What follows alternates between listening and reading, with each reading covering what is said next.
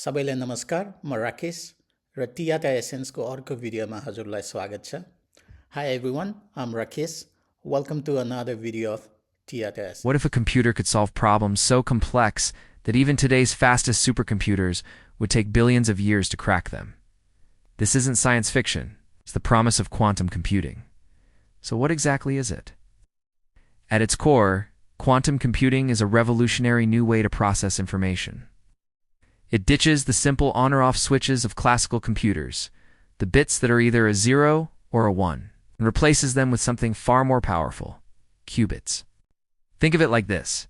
If a classical computer is a sculptor, carefully carving one statue at a time, a quantum computer is like a holographic artist, exploring millions of possible forms all at once to find the perfect one instantly. It's not magic, though it might sound like it. It's a blend of physics and engineering, harnessing the strange and wonderful rules of the quantum world. By leveraging principles like superposition, entanglement, and interference, quantum computing isn't just an upgrade, it's rewriting the very rules of what computation can achieve. It's a field where brilliant minds in physics, math, and engineering are coming together to build the future. This journey is both an exhilarating promise for humanity and a massive engineering challenge. Let's dive into the core concepts that make all of this possible, starting with the qubit. A classical computer stores everything in bits, which are always either a 0 or a 1. A qubit or quantum bit is fundamentally different. Thanks to a principle called superposition, a qubit can be a 0, a 1, or both at the same time. Imagine flipping a coin. While it's spinning in the air, it's not just heads or tails, it's a blur of both possibilities. Only when it lands does it settle on one outcome. Qubit is like that spinning coin, holding a blend of states simultaneously.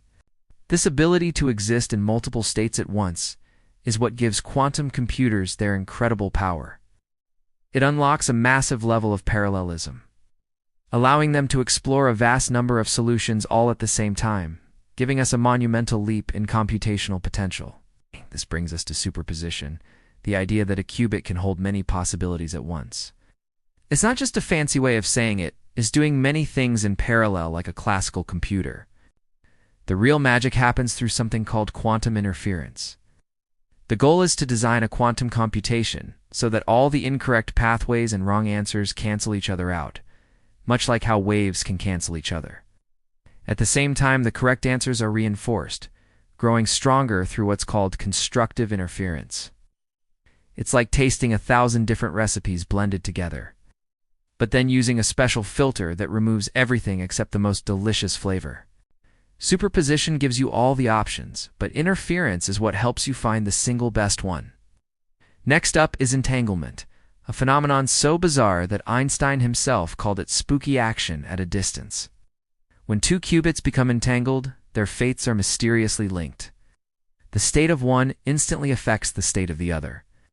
No matter how far apart they are, whether they re in the same room or on opposite sides of the universe. This isn't just about sending signals faster than light. It's about a deep, shared connection. Think of two perfectly synchronized dancers. If you see one make a specific move, you instantly know what move the other one is making without even looking at them. Entanglement allows a quantum computer to process interconnected information in a way that classical systems simply can't. This creates an exponential boost in problem-solving power for certain types of problems, like discovering new medicines or materials. The final core concept is interference. We touched on this with superposition, but it deserves its own spotlight. Interference is how quantum computers find the right answer among a sea of possibilities. In the quantum world, every qubit and every possibility exists as a probability wave. When these waves overlap, they can either reinforce each other or cancel each other out. Quantum algorithms are cleverly designed to manipulate these waves. They amplify the waves corresponding to the correct solutions and flatten the waves for all the incorrect ones. It's like tuning musical instruments in an orchestra. When the frequencies are right, they resonate together to create a beautiful harmony. But if a note is off-key, it creates dissonance and gets drowned out. Interference is the process of finding that perfect harmony, guiding the computation toward the most probable, correct result. So, how do all these concepts come together to make a quantum computer work? It starts with something called quantum gates.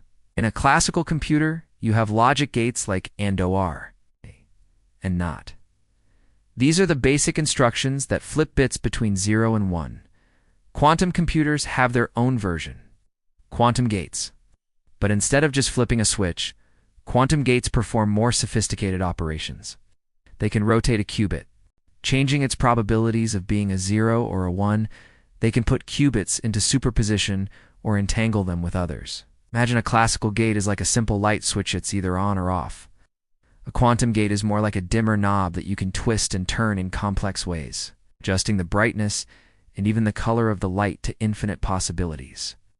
These gates are then arranged into a quantum circuit. A quantum circuit is essentially the recipe for solving a problem. It's a specific sequence of quantum gates applied to a set of qubits. Just like baking a cake, every step and every ingredient matters. You add the flour, then the eggs, then the sugar, in a precise order. If you mess up a step, the cake won't turn out right. Similarly, a quantum circuit is a carefully choreographed dance. Each gate transforms the qubits in a specific way, guiding them through a maze of superpositions and entanglements. The goal is to make the qubits interfere in just the right way, so that by the end of the circuit, the solution to your problem emerges from the quantum chaos. Finally, after the circuit has run its course, we need to get the answer. This is done through measurement. Remember, a qubit exists in a superposition of multiple states. But the moment you try to look at it or measure it, the superposition collapses. The qubit is forced to choose a definite state, either a 0 or a 1. The final state it lands on is determined by the probabilities that were shaped by the quantum circuit. It's like that spinning coin again. While it's in the air, it's a mix of heads and tails. But when it lands, the measurement tit has to be one or the other. Because quantum mechanics is probabilistic, you can't just run the circuit once and be certain of the answer. You often have to run the same circuit thousands or even millions of times, collecting statistics on the outcomes. The state that appears most frequently is your most likely correct answer. So, to recap, quantum computing isn't just a faster version of what we have today. It's a completely new paradigm. It uses qubits that can be both 0 and 1 at once through superposition. It links them together with spooky entanglement. And it uses interference to amplify the right answers while canceling out the wrong ones. These operations are performed by quantum gates arranged in circuits, and the final answer is found by measuring the qubits and seeing which result appears most often. It's a challenging but incredibly exciting frontier, one that could change our world in ways we're only just beginning to imagine. So how do quantum computers actually solve problems? While a normal computer breaks things down into smaller steps, one by one, a quantum algorithm uses superposition and interference to explore countless possibilities all at once. Imagine it's like searching a massive maze. A classical computer would try one path, hit a dead end, backtrack, and try another. A quantum algorithm is like sending in a magical swarm that explores every single path simultaneously. The wrong paths cancel each other out, and the correct exit is revealed almost instantly. Wow. This power could transform everything from logistics and chemistry to AI training and drug discovery. Wow. Solving problems that would take today's best supercomputers thousands of years.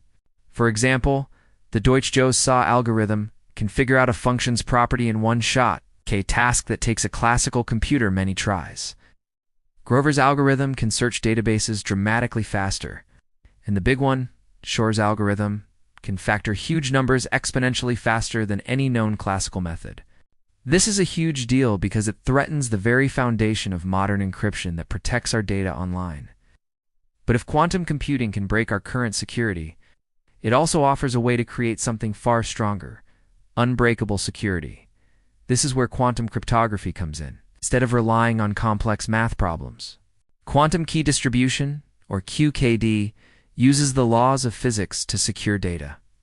Here's the genius part. If a hacker tries to intercept a quantum key, the very act of observing it changes it. This immediately alerts the sender and receiver that someone is listening in. It's like having a lock that changes the key the moment anyone even tries to tamper with it. This could lead to a new era of physically unhackable communications. Now, all this sounds incredible, but we have to be realistic. Quantum computing is still in its infancy. Think of it like exploring a brand new continent. We know there are rich resources and incredible potential, but we haven't built the roads or cities yet. The biggest challenge is that qubits are extremely fragile. The slightest interaction with their environment can cause them to lose their quantum information in a process called decoherence. The quantum gates that perform operations are also imperfect, leading to errors. Building systems with thousands, let alone millions, of stable qubits is a monumental engineering feat. In fact, to create one stable, error-corrected logical qubit, we might need thousands of these noisy physical qubits. We also only have a handful of algorithms that show these massive speedups. There's a serious shortage of experts in the field. Right now, there isn't even a clear winner among the different types of quantum hardware being developed. Let's look at the timeline. The idea of a quantum computer was first proposed back in the 1980s. A major breakthrough came in 1994 with Shor's algorithm. By 2020, Google demonstrated a calculation on a 53-qubit processor that would have taken a classical supercomputer thousands of years. Today, we have machines with 52 over 1,000 qubits, but they are still too noisy for most practical tasks. We're really at the vacuum tube stage of quantum computing. It's primitive but revolutionary. The goal is to reach around 1 million high-quality qubits. At that point, we could have fault-tolerant systems capable of everything we've talked about, from designing new materials to breaking codes. Experts believe that within the next 5 to 10 years, we could see breakthroughs that reshape entire industries and redefine the limits of what's possible. Quantum computing isn't just about faster machines. It's a fundamental shift in how we process information, where physics, math, and engineering converge. It won't just change technology, it will change our definition of knowledge itself. Thanks for watching, and be sure to subscribe for more deep dives into the future of tech.